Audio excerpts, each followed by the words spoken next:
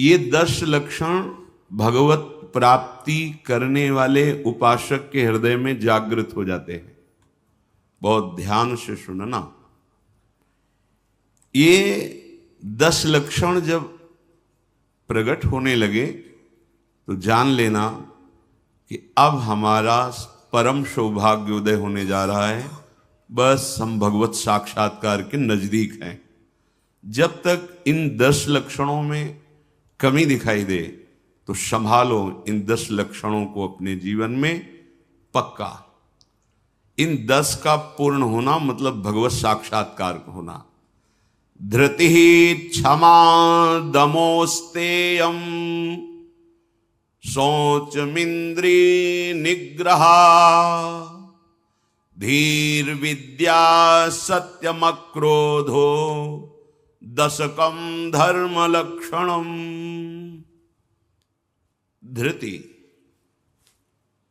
सबसे पहला है। धृति किसी भी प्रकार का संकट, अपमान, विपरीतता, प्रतिकूलता, दुख आ जाए, पर जो हमने भगवत प्राप्ति का लक्ष्य लिया है, चाहे गृहस्थ हो या विरक्त हो, भगवत प्राप्ति का लक्ष्य लिया है, अब वो नहीं छूट सकता, चाहे कुछ भी हो जाए। पहला लक्षण स्वीकृति इसीलिए कहा है। बहुत जोर की बात है। खुली वस्तु रखी है, बिगड़ी जन्म अनेक की अब वहीं सुधरे आज हो ही राम को। यह स्वीकृति बहुत बड़ी बात है। अपने लोग देहाभिमानी हैं तो क्रियाओं पर संतोष करते हैं, क्रियाओं पर विश्वास कर लेते हैं कि मैं एक कर रहा हूं, इसके फलस्वरूप ऐसा मिलेगा। लेकिन उस सब करने का फल होता है होना, और वो सत्संग से प्राप्त हो जाता है एक क्षण में। इसीलिए स्वर्ग सुख, मोक्ष सुख, फिर मर्त्यलोक के सुख की बात क्या, सत्संग के समान नहीं रखा गया। तात स्वर्ग अपवर्ग सुख धरी तुला एक अंग तूलन ताहि सकल मिली जो सुख लव सत्संग। स्वीकृति बहुत जोर की बात है। पहला है धृति। धृति माने किसी भी प्रकार का कोई भी अपमान, तिरस्कार, निंदा, परिस्थिति, विपरीतता आपके मार्ग में आवे पर आपकी स्वीकृति पे अंतर नहीं होना चाहिए। इसे धृति कहते हैं। धृति ये बहुत आवश्यक है भगवत मार्ग के पथिक को। जो स्वीकृति की हुई है उस पे कोई विक्षेप नहीं पड़ना चाहिए। जो होना सो हो जाए, स्वीकृति नहीं बदलनी चाहिए। बस तुम्हारा ये था माम प्रपद्यन्ते तास तथैव भजाम्य हम। कोई भी परिस्थिति, कोई भी विपरीतता, कोई भी अपमान हमारी स्वीकृति में अंतर नहीं डाल सकता। मृत्यु स्वीकार करना अच्छा है, पर स्वीकृति पे अंतर नहीं आना चाहिए। वही स्वीकृति भगवत प्राप्ति करा देगी। गोस्वामी जी बाद में सब बातें कह रहे, पहले कह रहे बिगड़ी जन्म अनेक की अब वहीं सुधरे आज। हमारी धृति इतनी कमजोर है कि प्रतिकूलता के आभास मात्र में हम छोड़ देते हैं। प्रतिकूलता तो है ही नहीं, प्रतिकूलता के आभास, शायद प्रतिकूलता आ जाए, इससे हम भाग पड़ते हैं। ये कायरों का मार्ग नहीं है भगवत प्राप्ति। अज्ञान को छोड़िए। क्या तुम प्रभु को छोड़ दोगे तो दुखों से बच जाओगे क्या? जो कछ लिखा लिलाट दुख सुख देह संग भुगते गो जहां जाएगो या सिद्धांत अभंग। या सिद्धांत अभंग तजत क्यों धीरज प्राणी। यही धृति। तजत क्यों धीरज प्राणी वृंदावन परिहरे प्रिया प्रीतम रजधानी। स्वामिनी जी के महल को, स्वामिनी जी के चरण आश्रय को छोड़कर तुच्छ विषयों की तरफ कदम बढ़ा देना, स्वीकृति आपकी बहुत कमजोर है। बिगड़ जाएगा, ये जन्म बिगड़ जाएगा। पता नहीं किस युग में ये स्वीकृति का अवसर मिलेगा कि नहीं मिलेगा। कितना भी संकट आवे, धैर्य नहीं छोड़ना। सब कुछ सहना है, राधा राधा कहना है। नियम बना लो, जीत जाओगे। काल पर भी विजय प्राप्त कर लोगे। विश्वास करो, ये मंत्र मान लो, सब कुछ सहना है, राधा राधा कहना, राधा राधा। आपको सराहेंगे, आपको चाहेंगे, आप जो मर्जी आवे सो करो। सराहेंगे आपको, कोसेंगे नहीं, आपको सराहेंगे और आपको ही चाहेंगे। हम आपसे तन मन प्राण सर्वस्व समर्पित करके प्रेम करते हैं। ये प्रेम मार्ग की बात। भगवत प्राप्ति करना है तो पहली बात है ये धृति, ये धैर्य रखो। ये नहीं देखा जाता, धैर्य नहीं दिखाई देता, धैर्य नहीं। जरा सा विचलता हुई, भाग पड़े। कहां भागोगे? जिधर भाग के जा रहे उधर तो विचलता का समुद्र है। यहां तो विचलता तुम्हें अविचल स्थिति प्रदान करने के लिए है। यहां का भय तुम्हें निर्भय पद प्रदान करने के लिए है। और इस भय को स्वीकार करके भाग रहे हो तो महाभयावह प्रवाह है संसार का, बहते चले जाओगे। अभय होए जो तुम्हें डेराई। धृति, जो धृतिवान है, लौकिक पारलौकिक सारी संपत्तियां उसके चरणों में झुकने लगती हैं। देख लो, शब्द पर ध्यान दो। जो धृतिवान है, धैर्यवान है, हर कष्ट सहता है, तो आगे जो मार्ग है बोले लौकिक और पारलौकिक सारी संपत्तियां उसके चरण चूमती हैं, क्योंकि वो धैर्यवान है। अगर धृति नहीं है तो परमार्थ का भेष भले हो, परमार्थ की स्थिति नहीं होगी। इसीलिए भगवान कपिल देव जी ने माता देवती जी से कहा, जो आसक्ति संसार के बंधन का कारण है, वही आसक्ति यदि महात्माओं के चरणों में हो जाए तो मोक्ष का खुला हुआ द्वार है। तो वो महात्मा कैसे होते? तो सबसे पहला शब्द था तितिक्षवः, मतलब महान सहनशील होते हैं संत जन। तितिक्षवः, यहां धृति, ऐसा धैर्य कि कोई भी विचलित ना कर सके। बहुत गंभीरता से, इसीलिए इसमें रुके हुए हैं। बहुत गंभीरता से पहला लक्षण है भगवत प्राप्ति का। जिसके अंदर ये 10 लक्षण आ गए तो भगवान प्रकाशित हो जाते हैं हृदय में, क्योंकि वही परम धर्म का स्वरूप है। भागवत धर्म में चलने वाले या कोई भी धर्म स्वीकार करें तो धृति जरूर आनी चाहिए। अगर धृति नहीं, आप पातिव्रत धर्म, एक पत्नी व्रत धर्म, जो जहां जिस धर्म में, तो उसको धैर्य धारण करना पड़ेगा। बिना धृति के धर्म का पालन नहीं होता। फिर ये तो परम धर्म, महाभागवत धर्म, प्रेम धर्म, इसमें तो कष्टों की परवाह करे तो योद्धा कैसा। अगर अनुकूलता, प्रशंसा, मान और सुख की चाह है तो परमार्थ का पथिक कैसा। अभी भ्रम में है वो। किसकी अनुकूलता? किसकी अनुकूलता? शरीर की। चाहे जितना अनुकूलता देते रहो, ये नष्ट होगा। इसकी अनुकूलता नहीं। श्री कृष्ण अनुकूल लें। श्री कृष्ण की अनुकूलता को देखो कि हमारे शरीर, मन, वाणी, चेष्टा प्रभु के अनुकूल हो।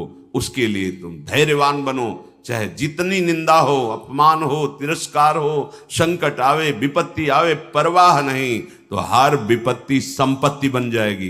देख लेना, लिखा है कि जो धैर्यवान होकर परमार्थ में चलता है तो लौकिक और पारलौकिक सिद्धियां और सफलता उसके चरणों में आ जाती है। श्री राधा किंकरीणाम लुठति चरण यो रद्भुता सिद्ध कोटि, करोड़ों प्रकार के वैभव सिद्धियां उसके चरण दास्ता में आ जाती, हाथ जोड़े खड़ी रहती हैं जब सेवा की आज्ञा हो। दूसरी बात है, दूसरा लक्षण है क्षमा। अपने साथ कोई बुराई कर रहा है, भगवत प्राप्ति करनी तो संसारिक आदमी इन बातों को समझ भी नहीं सकता, क्योंकि उसका उद्देश्य अंतःकरण धर्म में अहम ममत्व स्थापित करके भोगों को भोगना और उसी में सुखी होना है। अभी अज्ञान है, वो नहीं समझ रहा। ये परमार्थ के पथिक की बात है। क्षमा, ये इसलिए बोला, वो सामने वाला हमको ऐसा बोलता है, हम चुप रहेंगे। कैसे चुप रह सकते हैं? सामने वाला कौन है? अगर तुम संसारी हो तो संसार है, और परमार्थिक हो तो तुम्हारा आराध्य देव है। तुम्हारी वही तत्व दृष्टि होनी चाहिए जिसकी प्राप्ति के लिए निकले हो। कब करोगे, किस जन्म में करोगे? अभी इसी क्षण से अभ्यास शुरू करो। क्षमा, अपने साथ बुराई करने वाले को दंड देने या दिलाने की पूरी शक्ति होने पर भी, दंड देने या दिलाने की आज्ञा करते ही विध्वंस मच जाएगा, ऐसा होने पर भी ना तो शरीर से दंड दे, ना वचन से दंड दे, ना किसी से प्रेरित करके दंड। हम तो नहीं करेंगे, पर तुम देखो, तुम हमारे शिष्य हो, हम तो सह गए, तुम्हें नहीं सहना चाहिए, जाओ। तो बात एक ही हो गई, बात एक ही हो गई। आप उसको दंड देना चाहते हैं तो आपके अंदर क्षमा बल नहीं है। करत जे अनशहन निंदक तिनहु पे अनुग्रह। ना इस लोक में तुम्हें दंड मिलेगा और ना परलोक में दंड मिलेगा। मेरे अपमान, मेरे निरादर, मेरी निंदा, मेरे तिरस्कार का तुम्हें कहीं दंड ना मिले। तुम्हारी बुद्धि शुद्ध हो, स्वस्थ रहो और भगवान प्रसन्न हो। ये है परमार्थ के पथिक का हृदय। विचार करो, जो अनशहन करके निंदा कर रहा है, अपमान कर रहा है, तिरस्कार कर रहा है, उसके लिए ठाकुर हरिदास जी के कोड़े पे कोड़े वो बरसा रहे निर्दयी और कह रहे हरि बोल कहता है। तब ऐसी पीड़ा में भी मुस्कुरा के कहते हैं भगवान बड़े कृपालु हैं, तुम्हारा मंगल करेंगे, क्योंकि तुमने भी कहा हरि बोल हरि बोल। तो ये 2 अक्षर हरि नाम तुम्हारी जिह्वा पे आया, अब मुझे विश्वास हो गया कि भगवान तुम्हारा मंगल कर देंगे। ये है महाभागवत की स्थिति। कितना भी अपमान, कितना भी क्लेश या निंदा करे, उसके लिए ना मन से अमंगल भाव हो, ना वचन से हो। देखो, पूरी शक्ति है, पर ऐसे ऐसे महापुरुष हुए हैं कि अगर वो संकल्प कर ले तो क्या ना हो जाए। इतना उनके पास भजन बल है, तप बल है। साधारण आदमी उनका अपमान करके पीट के चला जाता, वो बताते भी नहीं कि किसने पीटा है, कभी नहीं। वो कभी लौट कर भी नहीं देखते किसने ऐसा क्यों किया है। क्यों? क्योंकि अगाध बोध संपन्न महात्मा जैसे अपने हाथ से, अपनी दांत से अपनी जिह्वा, अपने द्वारा कोई चेष्टा जो अपने को पीड़ा पहुंचा दे, किसको दंड देंगे? ऐसे वो आत्मस्वरूप सर्वत्र अनुभव करते हैं। इसलिए राग द्वेष रहित महात्मा के हृदय में ये आता ही नहीं है कि इसको दंड दिया जाए। अपने साथ बुराई करने वाले को दंड देने दिलाने की पूरी शक्ति रहने पर भी उसको दंड देने या दिलाने की भावना मन में भी ना आए और उसके हर अपराध को सहकर यथोचित चेष्टा करे कि उसको सुख पहुंचे, उसे भगवत साक्षात्कार होता है, उसे क्षमा कहते हैं। श्रीपाद प्रबोधानंद जी ने भी कहा, नीचापमानम शुद्धा। नीच शब्द इसलिए कि आप उससे महान हैं, आप उस पर शासन कर सकते हैं, आप उसको दंड दे सकते हैं, पर उसके द्वारा किए हुए अपमान को सह गए। कैसे? अमृत मान करके। अमृत, नीचा अपमान। जब कोई गाली दे, निंदा करे, अपमान करे, तब ये बात आवे भगवान इसका मंगल करे। ये भक्त हृदय होता है। अनुकूलता में तो सबको आशीर्वाद देने के लिए तैयार हो जाएगा। प्रतिकूल परिस्थिति में भगवत भाव युक्त हृदय होकर कोई अमंगल सोच भी उसके लिए ना करना, ये होता है। देखो, सर पे प्रहार किया नित्यानंद महाप्रभु के, जो जगाई मधाई के चरित्र में आता।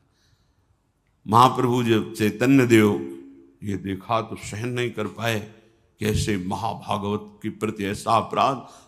क्रोधावेश लोग चरण पकड़ लिए नित्यानंद महाप्रभु ने कि चैतन्य महाप्रभु का, प्रभु ये आपकी विशेष कृपा के पात्र है। नाथ, आपका अवतार दंड देने के लिए नहीं हुआ, आप कृपा कीजिए। ये आप कह दो कि वो तो अवतारी पुरुष हैं, तो हम किनके बच्चे हैं? हम किस मार्ग में चल रहे हैं? हम उन्हीं के तो बच्चे हैं, उन्हीं की तो अंश हैं, उन्हीं की तो शरण में है। वही नाम जो बोल रहे हैं वही तो हमें दे रहे हैं, कोई दूसरा नाम थोड़ी दे रहे। वही कृष्ण नाम दे रहे हैं, वही राधा नाम दे रहे हैं, जिसमें ऐसी अपार सामर्थ्य है। वो तो स्वयं प्रभु हैं, पर हम कौन हैं? उन्हीं प्रभु के तो अंश हैं, उन्हीं प्रभु के बच्चे हैं, उन्हीं के चरण शरण में हैं, उन्हीं के वचनों के अनुसार चले तो वैसी ही कृपा का अनुभव होने लगेगा। क्षमा।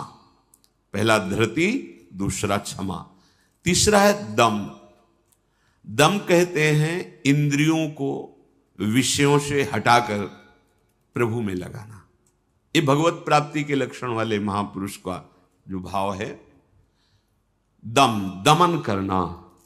हमारी इंद्रियां बहिर्मुख होकर भोग भोगना चाहती हैं, इनका स्वभाव बन गया है। दुर्वासना मम सदा परिकर्षयन्ति।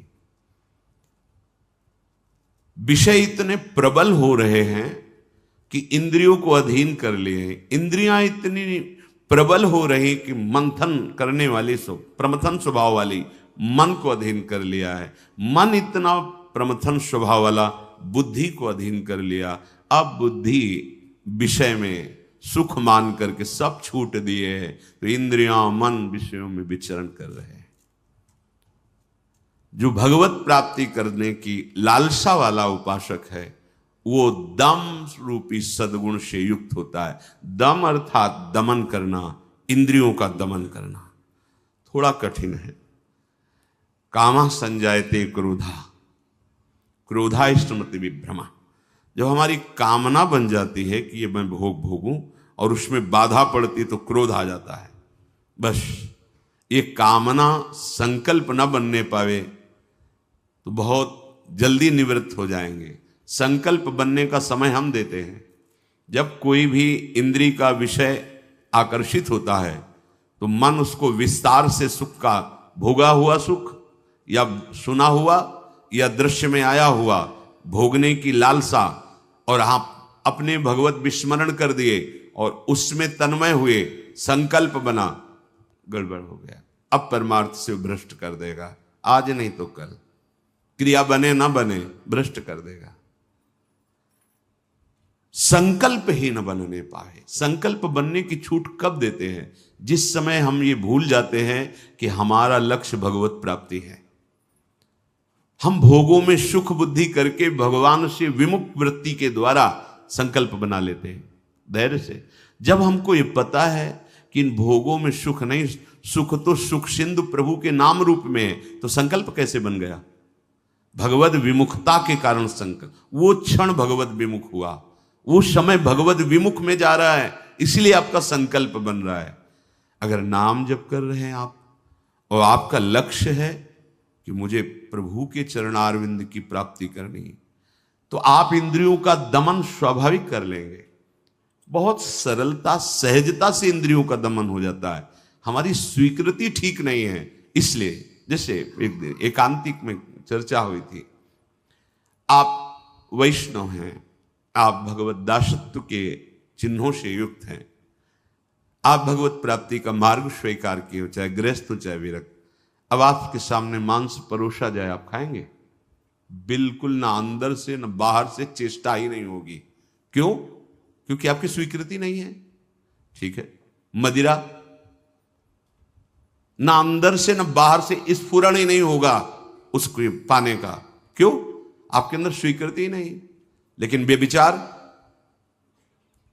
मैथुन, गंदी बात, क्या आपकी ऐसी स्वीकृति है जैसे मदिरा और मांस के प्रति है तो उसी पंक्ति में, पर आपने इसके लिए स्वीकृति छोड़ दी, आपने इसकी गुंजाइश रख ली। अब आप गिर जाएंगे, आपकी इंद्रियां आपको गिरा देंगी। दूसरे की जरूरत नहीं, आपका मन ही आपको परेशान कर देगा, भ्रष्ट कर देगा। क्या आपकी ऐसी स्वीकृति है? और है तो आप बोलो, आपके सामने मांस परोसा जाए, मदिरा रखी जाए, तो क्या अंदर से स्फुरण होगा? स्फुरण ही नहीं होगा। आप देख लो ना, स्फुरण ही नहीं होगा और आपकी भौं चढ़ जाएगी। आपको पता नहीं आप ये क्या, या तो उठ के चल देंगे, बिल्कुल संभाषण भी नहीं करेंगे। ऐसा ही जो शास्त्र विरुद्ध आचरण है, सबके प्रति क्यों नहीं हो रहा? जो हमारे शास्त्रों में भगवत प्राप्ति के विरुद्ध आचरण बताए गए, आप उनको एक लाइन में ही बताया गया है। आप उन शब्दों में दो को तो मान लिए, त्याज्य, स्वीकृति ही नहीं उनके प्रति कि हम वैष्णव हैं, भगवत दास हैं। तो फिर व्यभिचार, मैथुन, ये गंदी चेष्टाएं, इसको उस पंक्ति में क्यों आप स्वीकृति में रख लिए? आपने स्वीकृति की है, और यदि आपकी स्वीकृति वैसे है तो आप बोलो कैसे हो सकता है वो दो बातें जो बोली, कैसे आप स्वीकार नहीं कर सकते? प्रार्थना करने पर, एकांत में मिलने पर भी आप उन वस्तुओं का सेवन नहीं करेंगे क्योंकि आपकी स्वीकृति नहीं। ऐसे ही स्वीकृति आपकी भगवत प्राप्ति की है तो उसमें बाधक है, फिर आप उस बाधक क्रिया को, बाधक चेष्टा को एकांत में क्यों करते हैं? अपना नाश क्यों करते हैं? ये इंद्रियां और मन मिलकर आपको स्वरूप विस्मृति के गर्त में डालती जा रही। जितना भोगों में सुख का अनुभव करोगे उतने ही आत्मस्वरूप की विस्मृति के गर्त में चले जाओगे। भगवत विस्मृति, काम संजायते क्रोधा, क्रोधा स्मृति विभ्रमा, स्मृति भ्रंशात बुद्धिनाशो, बुद्धिनाशात प्रणश्यति। भगवत प्राप्ति के लिए दमन करना सीखे इंद्रियों का। श्री हरिवंश नाम बल हों, अपने मन भाई सब कहों, रहों शरण हरिवंश की। भगवत शरणागति और नाम जब दमन कर सकते हो इंद्रियों का, संकल्प बन जाएगा तो फिर बहुत मुश्किल पड़ेगा क्योंकि क्रोध प्रकट हो जाएगा। जिस इंद्री के संयोग सुख में आप तन्मय हो रहे हो, उस इंद्रिय सुख में बाधा पड़ेगी तो आपके अंदर राक्षसी भाव जागृत हो जाएगा। आप कुछ भी कर सकते हो, उस समय मन आपको अपने अधीन किए, आप राक्षसी बुद्धि से युक्त हो जाओगे। बहुत सावधान। दम, पहले ही हमारा निश्चय है भगवत प्राप्ति, हम प्रभु से मिलने के लिए चले, तो जो प्रभु के भाव में डूबे हुए महापुरुष जनों ने निषेध किया, ये नहीं, उसको बिल्कुल वैसे ही देखो जैसे और निषेध पदार्थ हैं। दम शब्द से है इंद्रियों का निग्रह, पर इंद्रियों का निग्रह होता है मन के द्वारा, और मन इंद्री दोनों मिल मना खष्टान इंद्रियाणि प्रकृति स्थान कर सेती, तो बची बुद्धि। अब बुद्धि शुद्ध हो तो मन पर अंकुश लगावे, लगाम खींचे तो इंद्रिय रूपे घोड़े सहज मार्ग में आ जाएं। सहज मार्ग है भगवत मार्ग, विषम मार्ग है संसार मार्ग। बहुत सावधान। और बुद्धि तभी शुद्ध रहेगी जब हर क्षण प्रभु का स्मरण करेगी। भगवान से वियोग प्राप्त हुई बुद्धि, वियोग माने भगवान से विलग हुई बुद्धि शासन नहीं कर सकती मन और इंद्रियों पर, और भगवान से योग को प्राप्त हुई बुद्धि इनको अपने शासन में रखेगी। तो बुद्धि योग कैसे बने? तो तेसाम सतत युक्तानाम भजताम प्रीति पूर्वकम तो ददामि बुद्धि योगम तम येन माम उपयांति ते। श्री भगवान के वचन। अगर तुम सतत भजन कर रहे हो तो बुद्धि भगवान से युक्त हो जाएगी, भगवान में तन्मय हो जाएगी, इतनी सामर्थ्यशाली हो जाएगी, जहां चाहेगी वहीं रथ को खड़ा कर देगी। लगाम है मन, घोड़े हैं इंद्री, शरीर है रथ, बैठा है जीवात्मा और हाँक रहा है सारथी बुद्धि। ईश भजन सारथी सुजाना, अपने आराध्य देव का सतत भजन मानो सुजान सारथी मिल गया है। अब मन रूपी लगाम को शासन में, तो घोड़े अपने आप सही मार्ग में। इंद्रियों का दमन अर्थात मन का निग्रह, अर्थात बुद्धि का परमात्मा में निरंतर जुड़े रहना। निश्चय में भजन होना चाहिए, बुद्धि कार्य निश्चय, भजन न छूटे। जीत गए आप तीसरे गुण दम को प्राप्त हो गए। चौथा अस्तेय, चोरी का स्वभाव ना होना।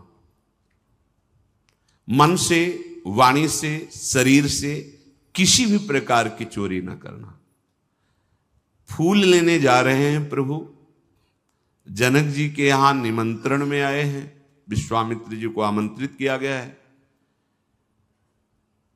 फूल केवल है, कोई और वस्तु नहीं है। पर आप देख लीजिए उस प्रसंग में प्रभु मालियों से पूछते हैं, क्या मैं अपने गुरु सेवा के लिए कुछ पुष्प ले सकता हूं? स्वीकृति दी। हमारा स्वभाव बिगड़ गया है, बहुत सावधानी की जरूरत है। सोचते हैं कि हम चोरी करके दूसरे का धन, दूसरे का सुखी हो जाएंगे, कभी नहीं होगे। अधर्माचरण करने वाला कभी, आपको थोड़ी देर हर्ष होगा, हर्ष शोक में परिणित हो जाएगा, शोक भयानक दुख पैदा कर देगा। बहुत सावधान, सिद्धांत को समझो और भगवत मार्ग में चले हो तो ऐसा होना ही नहीं चाहिए किसी भी तरह से। और ये वस्तु बहुत अच्छी लग रही है, नहीं, आज जो हमारी व्यवस्था कर रहा है कल व्यवस्था, हम व्यवस्था के लिए भगवत मार्ग में आए क्या? हम तो भगवत आनंद के लिए आए हैं। शरीर और मन प्राण उनको समर्पित है, वो जाने। किसी भी तरह की मन से, वाणी से, शरीर से चोरी नहीं होनी चाहिए। दूसरे की बात हम सुनी तो सुन करके उसे अनुभव उतारे, सुन के उसको दूसरों को बोलकर प्रभावित कर लेना, यह भी चोरी हो गई। महापुरुषों की बात, अमुक संत ने अमुक बात कही है, हम सब मिलकर उस पर चले भगवद आनंद का अनुभव करने के लिए।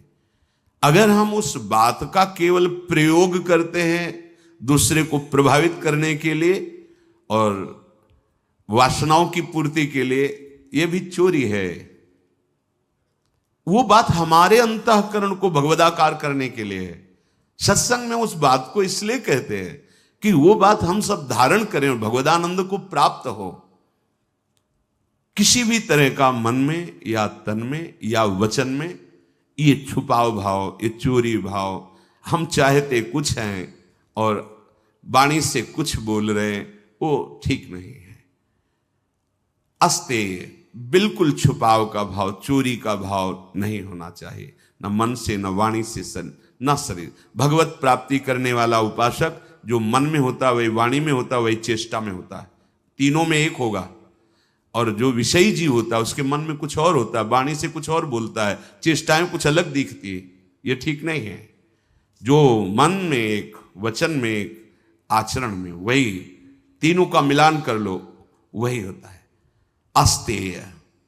पहला था धृति, दूसरा क्षमा, तीसरा दम, चौथा अस्तेय, पांचवा है शौच। शौच कहते हैं पवित्रता को। उपासक को बाहर और भीतर दोनों से पवित्र होना चाहिए। अब सुंदरता बढ़ रही है लेप आदि से, वैसे पवित्रता नष्ट हो रही है, पवित्रता नहीं मिलेगी। शौचाचार का ज्ञान ही नहीं है, पशुता बढ़ रही है, पशुता। वही जूते पहन करके लघुशंका गए हैं, अवसर लगा तो उसी में शौच हुआ है, और वही जूते पहन करके भोजन पा रहे हैं, तो बुद्धि क्या हुई? पशुता आ गई, राक्षसीपना आ गया। आहार के समय पूज्य भाई जी महाराज और ग्रंथों में और बड़े संतों से बहुत पवित्र विचार होने चाहिए उस समय। खास करके आहार के समय तो आपको बहुत सावधान रहना है, क्योंकि जैसे भाव में आहार पा रहे हो उसी का वो बढ़ावा कर देगा। पवित्र आहार, पवित्र चिंतन करते हुए, इसलिए पहले भगवद अर्पित किया जाता है, एक एक कवल नाम जप करते हुए। बहुत सुंदर 24 घंटे उसका देखना प्रभाव बहुत सुंदर पड़ेगा।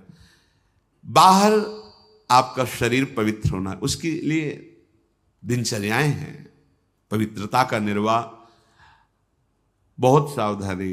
वो अब देखो ऐसे लोगों के आचरणों का अनुकरण किया जाता है जो शौच होकर जल ही नहीं लेते।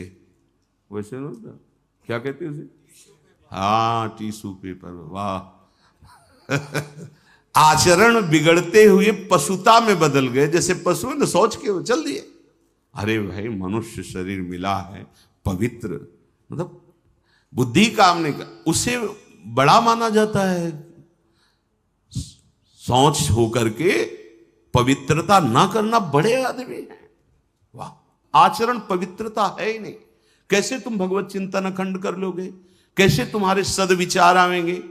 बाहरी और भीतरी दोनों पवित्रता चाहिए। बाहरी पवित्रता ये जल से, मिट्टी आदि, रजा। देखो, चाहे जितना आप साबुन लगाओ हाथ में, बाद में थोड़ी रज का प्रयोग जरूर करो। रज से पवित्र माना, जिससे वो इतनी बड़ी बोतल में क्या आता है, डिटॉल वाला वो नहीं होता, उससे हाँ जो हैंड वॉश जो भी ऐसे से धो लिए, माना ठीक, अच्छा है, पर रज का प्रयोग जरूर करें। थोड़ी रज लेकर हाथ, बिना रज से आप पवित्र नहीं माने जाएंगे। आप जैसे साबुन वगैरह तो करो, हम कहते करो, पर इससे आप रज का प्रयोग जरूर, एक बार ही सही, पर ऐसे और रज आएगी तो नाली जाम हो जाएगी, और ऐसा नहीं, हम करें थोड़ी तो प्रयोग करो रज का। नहीं, वो नाली तो खुल भी सकती है, इधर बुद्धि की नाली जाम हो गई तो और गड़बड़ हो जाएगा, नहीं हो जाएगा, जन्म जन्मांतर बिगाड़ती चली जाएगी। अब कैसे समझावे, मतलब बड़ा समय विचित्र आ रहा है। लघु शंका में बैठना है तो जो सोच की सीट उसी पे बैठना है, किए लघु शंका और निकले उछल दिए।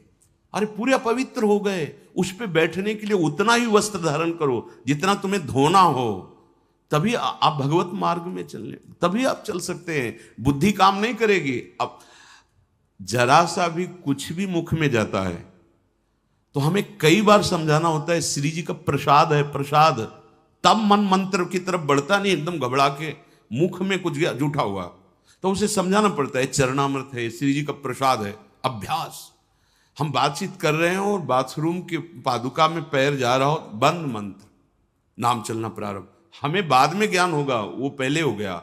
अभ्यास। अगर आपको कई बार शौच लगती है, आप बाथरूम तो बंद ही होते हैं, उचित वस्त्र धारण कर लो, या जैसा हाथ धो लिए, यहां से हाथ धो लिए, कुल्ला कर लिए, ये जो छिद्र है इनमें जल लगा लिया, कमर से स्नान, चाहे जितनी बार, इतना तो करना है। 2 बार तो सर्वांग आप कर लीजिए, बीमार हैं ऐसा है तो ऐसे कर लीजिए। अगर आप ऐसे पवित्र नहीं रहेंगे तो मंत्र नहीं चलेगा, भजन नहीं होगा। आप खुद देख लीजिए, बाहरी पवित्रता और आंतरिक पवित्रता, छल कपट ये सब अंदर ना रखते हुए नाम जब चल रहा है, अंदर पवित्र हो जाएंगे। तो जल मिट्टी और यथा योग्य जो गुरुजन आदेश करते हैं वैसी दिनचर्या से ये बाह्य शरीर की शुद्धि होती है। राग द्वेष दंभ कपट वैर अभिमान, इन विकारों का नाश होने पर अंतःकरण स्वच्छ होता है। ये विकार सब नष्ट हो जाएंगे। सत्संग सुनते रहिए, नाम जप करते रहिए। तो ये शौच अर्थात पवित्रता, बाहरी और भीतरी दोनों आवश्यक है। प्रसाद के सिवा मुख में अगर कुछ भी है, जैसे आप राधा वल्लभ जी गए, किनका मंत्र चलाओ, जल वो चरणामृत, तो आचमन, जल लेके आचमन करने की जरूरत नहीं। अन्यथा आप जैसे फिर तो अच्छे से कुल्ला करो, आचमन करो, फिर आप मंत्र जप करो, हर समय पवित्र। लघु शंका पहले बराबर कमंडल में जल रखते थे, अब तो कहीं जाना आना ही नहीं तो कमंडल पास रहेगा, उसमें छोटा सा गिलास। अपनी दिनचर्या में आप भगवत प्राप्ति के मार्ग में चले हैं और आप ऐसे ही मनमानी, ऐसा नहीं। हम गुरुजनों को, बड़े महापुरुषों को देखा, पवित्रता का निर्वाह, पवित्रता का निर्वाह नहीं तो फिर सेवा या सुमिरन दोनों में विक्षेप पड़ने लगेगा।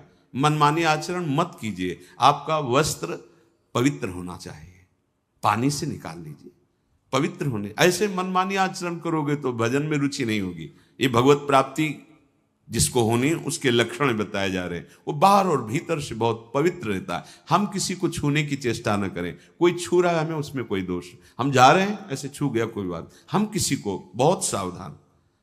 हमारे अंदर मंत्र चल रहा है, हमारे अंदर भजन चल रहा है, अब वो उसकी दिनचर्या क्या है, वो कैसे पवित्रता का निर्वाह करता है। तो अगर वो हमसे ऐसे धक्का लगे तो हम उस अपने को नहीं मान, हम अपनी तरफ से चेष्टा नहीं करते। बिल्कुल भगवत मार्ग में जो भगवत प्राप्ति के लिए बहुत सावधानी की, पवित्रता की आवश्यकता है। फिर है छठा,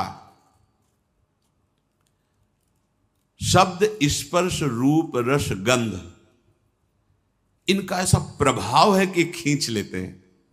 जैसे अभी कोई ध्वनि बजने लगे, आ जाएगा, प्रभाव पड़ा शब्द का।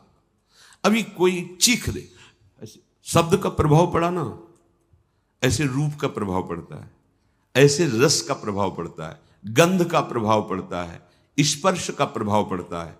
इसी प्रभाव को जीत ले जो, बस ये बात समझे।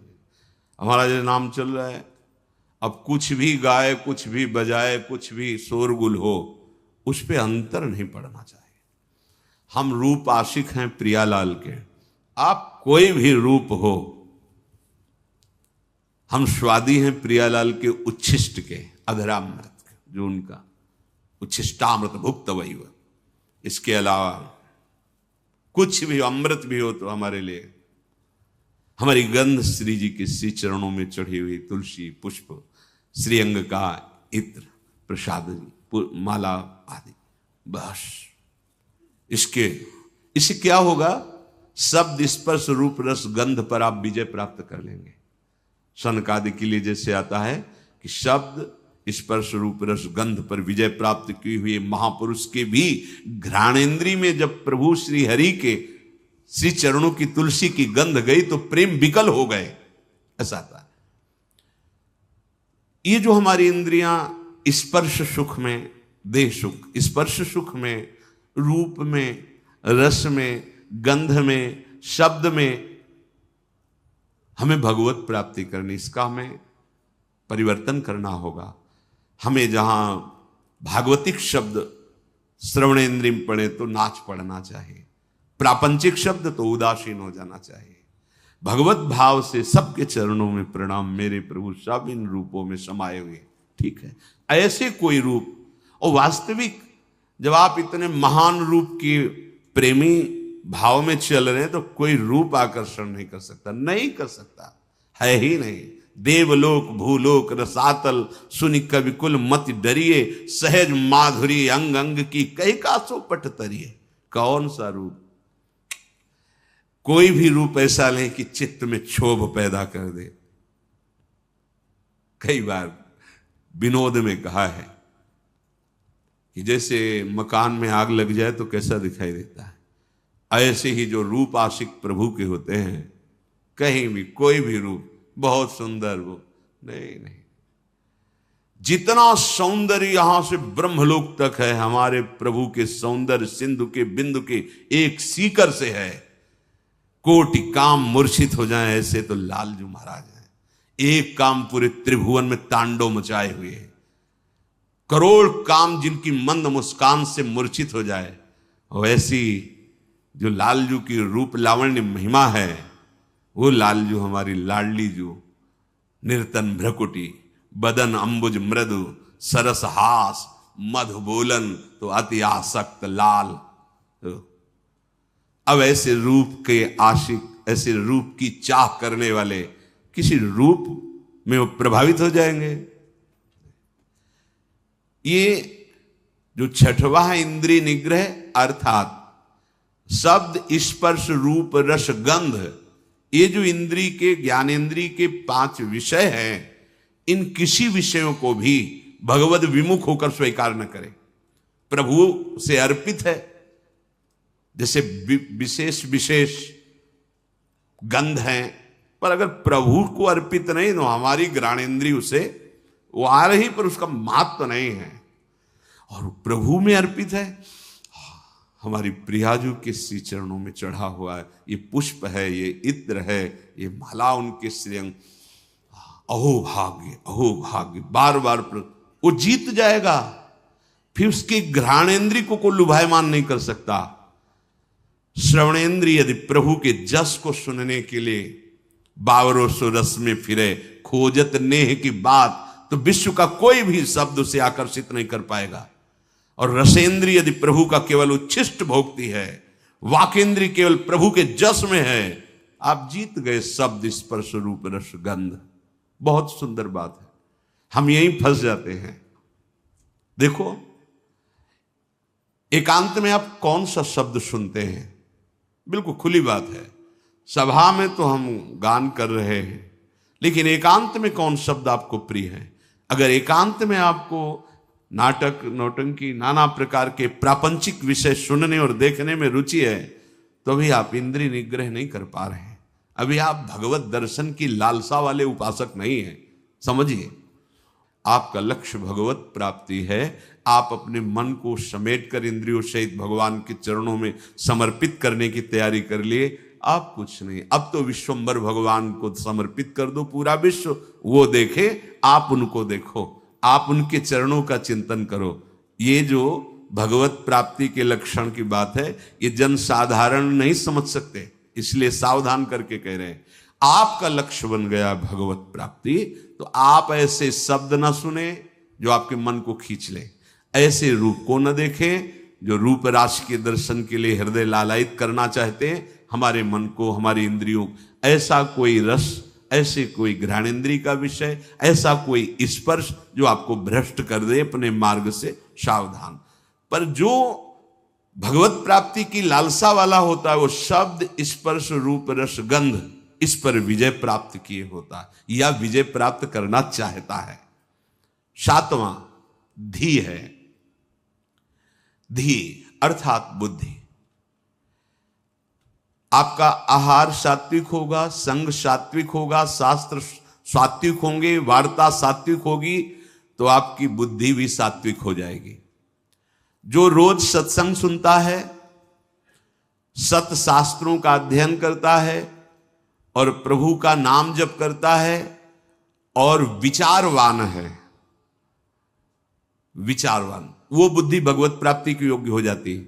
ध्यान दीजिए, जो रोज सत्संग सुनता है, सत शास्त्रों का स्वाध्याय करता है, भगवत भजन अर्थात नाम जप करता है और विचारवान है, कोई भी चेष्टा, कोई भी क्रिया बिना विचारे नहीं, विचार बिना विचारे जे करें चे पाछे पछताएं। हमें विचार करना है। ये जो हम सोच रहे हैं, जो हम करने जा रहे हैं, शास्त्र सम्मत है? नहीं, तो फिर नहीं। जिसमें निरंतर प्रभु में मन लगाने के सहयोग हो, ऐसा बुद्धि निश्चय करने वाली, वो भगवत प्राप्ति की योग्य हो जाती है। हमें वही सुनना है, वही देखना है, वही बोलना है, वही चेष्टा करनी, जिससे हमारा भजन बढ़े, भजन सुरक्षित रहे, भजन पच जाए। ये सारा क्षेत्र बुद्धि का है। बुद्धि में विवेक है, वो बढ़ाएगी भजन, बचाएगी और पचा लेगी। जैसे भजन का भी अपच होता है, मैं इतना इतना, तो आगे दिखाएगी, देखो वो महापुरुष, इतना भजन, इतने दैन्य, धिक्कार है हमारे जीवन को, अभी उतना तो है नहीं, आम ऊपर से आ रहा है, वो दबाती रहेगी, तो भजन पचता रहेगा। कौन सी बुद्धि? जो रोज सत्संग सुनती है, शास्त्र स्वाध्याय, नाम जप और विचारवान है, ऐसी बुद्धि भगवत प्राप्ति की योग्य हो, अर्थात निश्चय। अगर बुद्धि विषयों में लगी हुई है, धन संपत्ति मान को श्रेष्ठ मानती है, तो ये निश्चय ही नहीं कर पाएगी कि परमात्मा प्राप्ति करना है। भोगेश्वर प्रसक्ता नाम तया प्रहत चेतसाम व्यवसायत्मिका बुद्धि समाधौ न विधीयते। आठवां है विद्या। जैसे प्रश्न आता है कि जब भजन मार्ग में चलना है तो पढ़ना लिखना सब व्यर्थ ही है, क्यों पढ़े लिखे? क्योंकि आजकल ऐसी विद्या पढ़ाई जाती है, ऐसी पढ़ाई जाती है। हम उस विषय पे नहीं जाते, हम ये जाते हैं कि यदि आपको अक्षर मात्रा इनका सब ज्ञान नहीं है, तो आपको हो सकता है कि सत्संग सबके सौभाग्य में तो नहीं है ना, तो आप ऐसे गीता पुरुष या बहुत जगह से महापुरुषों की वाणियां हैं, अगर आपको अक्षर मात्रा का ज्ञान नहीं तो आप कैसे पढ़ पाएंगे? अगर आपको ये लौकिक विद्या जो काखा गगा है, इसमें ब्रह्म विराजमान है। कई बार ये वार्ता हुई कि जैसे भगवान कण कण में विराजमान है, ऐसे हर अक्षर में विराजमान है। आ ब्रह्म का स्वरूप माना गया है। का, खा, गा, घा, आ निकलता है ना, ज्ञा तक निकलता है। आप जो विद्या पढ़ रहे हैं साक्षात ब्रह्म स्वरूप है। जो आप जानकारी ले रहे हैं, उस सृष्टि की जो ले रहे हैं, वो ब्रह्म स्वरूप है। उसे आप भजन से अलग मत मानिए, ध्यान देकर पढ़िए। हाँ, अब पढ़ लिख करके उद्दंडता करना, कपट करना, हिंसा करना, चोरी करना, तो होगा कि क्या हुआ तुम्हारी पढ़ाई से? आप विद्या से, जैसे विद्या विनयम ददात, विनम्र होता है, गंभीर होता है, बुद्धि उसकी निर्णायक होती है, प्रवीण होती है। पर यदि भ्रष्ट आचरण करोगे तो वही विद्या अविद्या का रूप धारण कर लेगी। तो विद्या निषेध नहीं है, अविद्या निषेध है। आप खूब अच्छे से पढ़िए, आप खूब पदाधिकारी बनिए, समाज की सेवा करिए, आप जानकारी लीजिए, ये जगत भगवत स्वरूप है। अगर आप अभी से प्रमाद कर लिए तो भजन में स्थिति है नहीं। हम देखते हैं जो बच्चे पढ़े लिखे हैं ना, एक बार समझा दो तो कदम सोच समझ के रखते हैं। हाँ, हम ये कहते हैं यदि ऐसी रति है कि राधा राधा राधा राधा राधा सत्संग और नाम जप करते हुए आप, तो सच्ची मानिए सब शास्त्रों का ज्ञान अपने आप हो जाएगा। पर ऐसा बहुत ही कठिन है, कोई बिरला ऐसा जो ऐसे चल पाए, नहीं तो इसलिए पढ़ना आवश्यक है। विद्या, जब आपके अंदर अक्षर मात्राओं का ज्ञान होता है, उसमें विषय भी रखे जाते हैं। आप संस्कृत पढ़ सकते हैं, आप ये पढ़ सकते हैं, आप ये अलग अलग विषय रखे जाते हैं। जैसे अपने जब पढ़ रहे थे तो एक विज्ञान का विषय था और एक आर्ट का विषय था, कॉमर्स का विषय था, नहीं, अलग अलग, कि आप संस्कृत ले सकते हो, आप अंग्रेजी ले सकते, ऐसे कई विद्या। अगर हमको अक्षर मात्रा और ठीक ज्ञान है तो हम वेद का स्वाध्याय कर सकते हैं, आगे हम संस्कृत पढ़ें, हम अपने शास्त्रों को पढ़ सकते हैं। अब ऐसा क्या कि शास्त्र तो आते नहीं, भजन में रुचि नहीं, तो आपके अंदर ज्ञान स्फुरित कैसे होगा? हम उन महात्माओं को देखकर बोला कि का नहीं पढ़े लेकिन एक क्षण भी नहीं नाम छोड़ रहे, तो सारा ज्ञान जागृत हो गया उनको।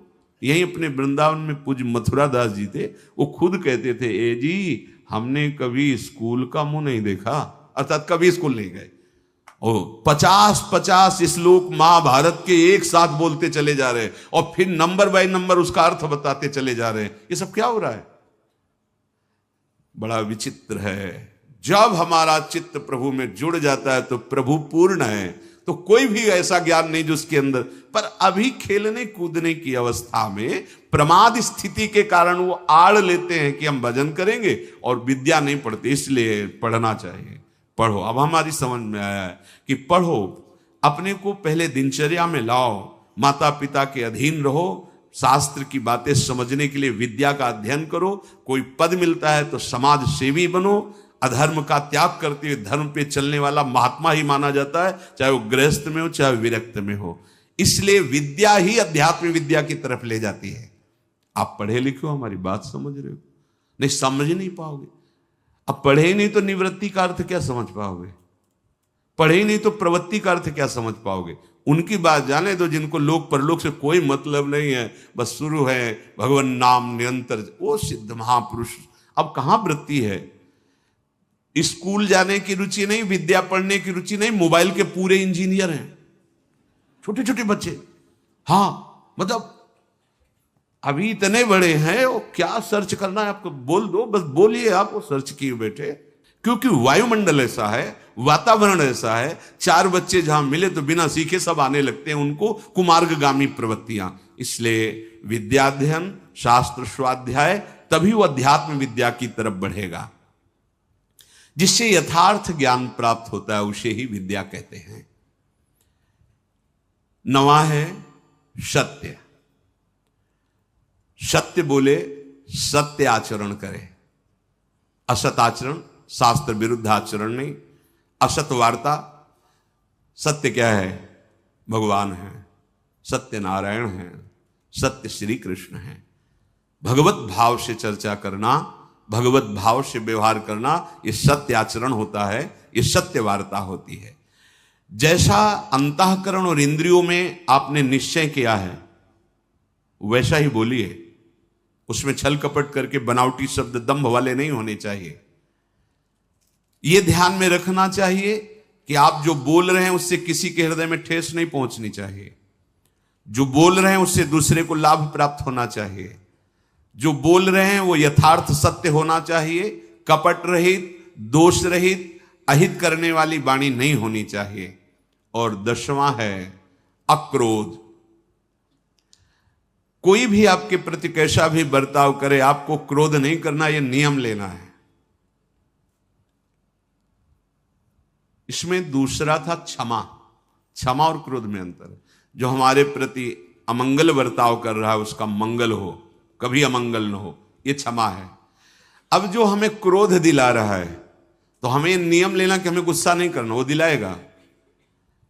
देखो, जब आप परमार्थ पे चलते हो तो आपके अंदर और बाहर दोनों जगह ऐसी परिस्थिति पैदा की जाएगी कि आपको क्रोध आवे, आपके अंदर की वृत्ति बिगड़ेगी। बाहर का ऐसा व्यवहार हो सकता है, आपका साथी, आपका मित्र, आपके पास रहने वाला साधक ही आपसे विपरीत ऐसी चेष्टा, उस समय वो प्रेरित है। आपको देखना है कि इस समय प्रेरित है माया के द्वारा, और वो मुझे गुस्सा दिलाने के लिए ऐसा विधान रचा गया, पर मैं गुस्सा नहीं होऊंगा। अगर सह नहीं पाते हो तो मौन हो, भाग जाओ वहां से, मौन हो के भाग जाओ। वीरता मत दिखाओ। गुस्सा करना वीरता नहीं, सह जाना वीरता है, जैसे सह पाओ। बहुत संतों ने इस पर, जहां कोई आपको गुस्सा की बात दिलाने लगे तो अगर आप ये याद कर लो कि मेरी परीक्षा हो रही, मुझे क्रोध दिलाया जा रहा है, तो आप समझ जाओगे।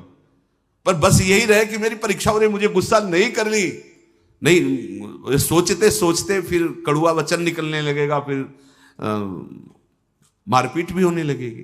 पर सोचो अपने साधुओं के साधक होके एक दूसरे को गाली दे रहे, लड़ रहे, ये कोई साधुता है? ये कोई मार्ग? अक्रोध, क्रोध नहीं करना। नियम लेना पड़ेगा ना कि क्रोध नहीं करना, वो दिलाएंगे क्रोध। बड़े विचित्र विचित्र लीलाएं होती। 100 बार थूका, क्रोध नहीं आया, ऊपर से थूका। और तो उन्होंने यही कहा कि आपकी तो बड़ी कृपा हुई जो एक दिन में 100 बार मुझे गंगा स्नान करने को मिला, 100 बार हमें स्नान करने का सौभाग्य मिला। ये हो सकता है हमारे साथ व्यवहार ऐसा हो कि जिससे हमें क्रोध आवे तो हमें तुरंत सोचना है, तुरंत वही सोच सकता है जो साधक है, ये मेरी परीक्षा आई है, नहीं मुझे गुस्सा नहीं कर, राधा राधा राधा राधा राधा राधा राधा भैया राधा, बढ़ो आगे बढ़ो, गुस्सा नहीं कर रही। अक्रोध, अपनी कोई बुराई करके, अपना कोई प्रतिकूल व्यवहार करके क्रोध दिलाना चाहता है। आप अक्रोध, आपको गुस्सा नहीं करनी। क्षमा में और अक्रोध में अंतर है। हम गुस्सा नहीं करेंगे, पर क्षमा उसको मंगल मनाएगी, उसके प्रति कोई प्रतिकूल व्यवहार नहीं होगा और उसका मंगल होगा। मन वचन कर्म से इसको, हमारे प्रति जो अपकार किया, कभी इसको दंड ना मिले, ना भगवान दंड देना या लोक में दंड, उसे क्षमावान कहते हैं। बहुत बड़ा बल है ये साधु का, इसीलिए दूसरे नंबर पे है क्षमा। ये जो क्रोध है वो हमें दिलाने की चेष्टा कर रहा है, हम उसका मंगल मनाने वाला विषय नहीं। अब हमें इसमें सावधान रहना, गुस्सा